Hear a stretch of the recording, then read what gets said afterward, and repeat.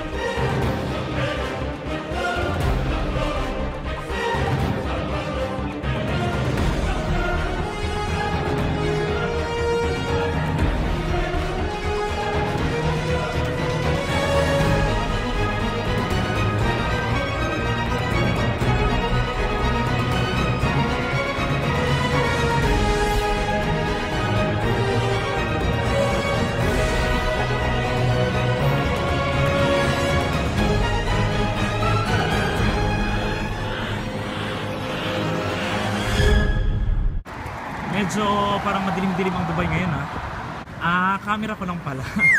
Malinis naman pala. Ayun, so nakakatuwa kahapon guys kasi I have a chance na makasama si Johnson. And ayun, nag-formulate kami ng ideas para dun sa t-shirt design na gagawin namin for Buhay sa Dubai shirt.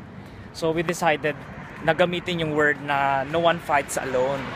So guys, sa lahat po na nakakita po ng pinost ko sa Facebook about this shirt, guys, I am asking for your support, okay?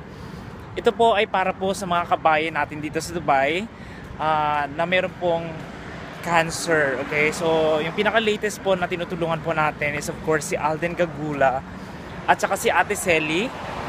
So sa lahat po ng kikitain po ng shirt na to is i-share po natin sa kanila para po sa kanilang pagpapagamot, okay, sa Pilipinas. And at para po may ponto po tayo, so it's going to be a long term na project as long as may mga gusto pong bumili nito. So automatic po yung proceed po talaga ng kita ng shirt na yon will be for Filipinos or especially kabayans dito sa Dubai with cancer. Grabe, sobrang maraming tao akong dapat talagang pasalamatan kay Jenna, sa asawa po ni Alden, na talagang patuloy yung suportang binibigay niya para sa mga projects na ginagawa ko. Now that maybe next week we'll be having a meeting with Kuya Ray na maaari pong tumulong sa amin kung kanino po namin pwedeng ilapit na charity or organization yung project na to para po maging legal. And yun, para po mailapit din sa mga iba pa mga donors, iba pang mga organizations na yung adhikain po ay iisa din. So, yan po ang reason kung bakit busy ako. Hindi pa ako nakakagawa ng mga vlogs lately. Hindi pa ako nakakapag-reply masyado. Yon, and special thanks kay Julius Briones ng Bicol, okay, sa Philippines. Guys, despite of nasa Pilipinas pa rin si Julius, still, extend his tulong by designing yung para po sa Buhay sa Dubai shirt for cancer patient. So nakakatuwa po yung kabayan natin na nasa Pilipinas nagbibigay din po ng tulong para po sa ilang mga projects ko dito sa Dubai. Di ba, parang ang sarap. I feel so blessed with friends kahit na mga nasa Pilipinas.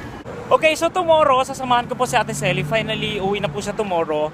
Kaya ihahatid ko po siya sa airport. Definitely guys, i-video ko rin po yun para po makita nyo na yung pag-uwi ni Ate Selly. And she will send of course her message para po sa lahat ng mga nakatulong at sa mga tumutulong pa. So guys, yung pagtulong po na gagawin po namin actually is hindi po titigil kahit nasa Pinas na po si Ate Selly. We will try our best. Lahat po ng mga kaya namin to support her para po sa kanyang gamutan, sa kanyang cervical cancer. So, ang sarap po sa pakiramdam na every time I message Ate Selly, she's very thankful sa lahat po, sa inyong po lahat, okay? And she is also praying sa sa lahat po ng mga tumutulong sa kanya. Kahit moral support and prayer guys is really important talaga. Grabe, ang lakas ng hangin. Pero medyo ma-warm yung hangin. Kaya nakakaano sa mukha. Okay, so malapit na ako sa metro. Kaya magmi-metro lang ako papuntang Burjuman ngayon. Sobrang tahimik ang metro kasi Friday. So walang pasok yung mga nasa opisina. Kaya ito tahimik kasi normally kasi 7 PM ito yung mga rush hour. Ayun na yung train. So iwasan ko ditong sumakay sa pink box.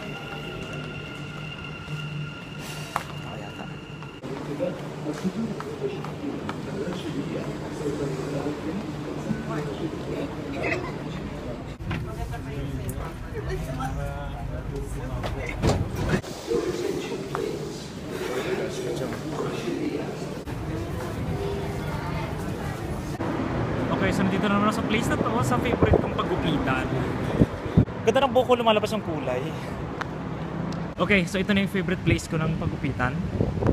Mukhang maraming tao ah. Ay, gaga ng ulo ko.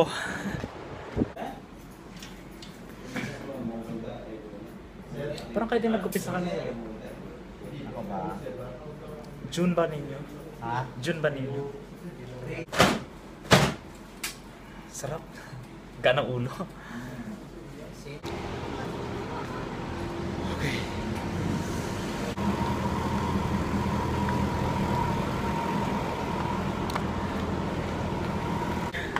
Yung favorite ko.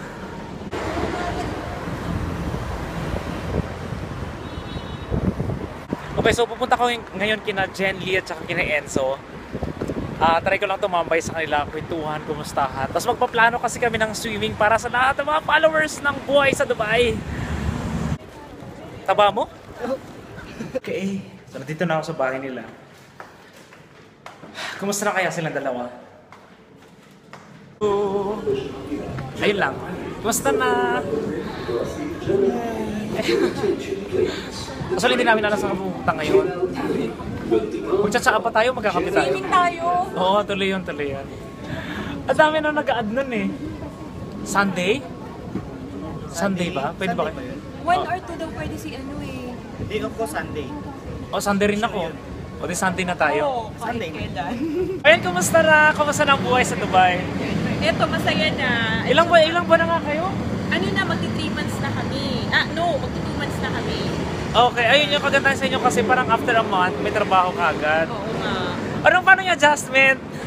Well, like ako, sa situation ko, naiwan namin yung May baby namin. kasi. May baby. As in, kapapanganak ko pa lang, after a month, napunta na kami dito sa Dubai. Kasi, Paano yung adjustment mo doon? Kasi di ba parang ang hirap-hirap na yun nga, siyempre, baby mo bago panganak, wow. Anong ginagawa mo para ma-cope up mo yung homesickness? Parang ang may postpartum depression pa ako nung nagpunta ako dito eh. Anyway, well, ang ginagawa ko pag namimiss ko si baby, parang iniisip ko na lang na kaya ako to ginagawa. Kaya para sa ako kanya. nagsasacrifice para din sa kanya to. Oo, tsaka magandang idea kasi na medyo baby pa yung anak mo na at least mo lumayo ka. Oo nga. Ay, importante, paglaki niya, kasama mo siya. Kasi Diba? nakakalungkot din naman kasi na parang pag-aalis na ako yung may malay na siya. Kasi Oo. syempre yung attachment, at Nandoon. least yung pagkapapanganak ko pa lang si baby, parang wala pa siyang malay na and yun nga, para din naman sa kanya lahat talaga to. Kaya, Okay. So, gaano katagal pa yung plano nyo rito sa Dubai? Well, plano talaga namin na magtagal dito, kuya, kasi Yun talaga yung purpose. oo, iba-iba talaga eh. May mga nakakausap kami na mag-iipon lang, uuwi na. Well, sa situation kasi namin, parang gusto namin lumaki yung anak namin na medyo, sabihin na nating class nila. Ang baby ko kasi parang gusto ko lumaki sila dito na, kasi nakikita ko naman, like, Or it's either hindi man dito sa Dubai, basta somewhere na ibang bansa, yung plan. ako gusto ko talaga dito, kuya. Talaga? Eh, Kasi- kumusta si Mister? Baka mamaya hindi niya rin plano yan. Yung pag Yung na may baby nga kayo na iniwanan sa Pilipinas. planong magtagal dito kasi nga tinatanong ni Kuya Juni kung plano ba daw natin tumagal dito. Sabi ko oo kasi nga parang mas gusto ko na si baby lumaki sa ganitong lugar. Agree? Okay. O sana tayo ngayon?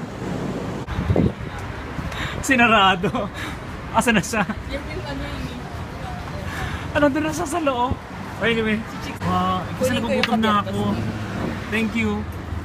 Akala ko liquid, kaya ka sabi ko. Tawag ito, water. Okay, bye-bye. Ingat kayo. Bye-bye. See you sa swimming. Bye-bye. Bye.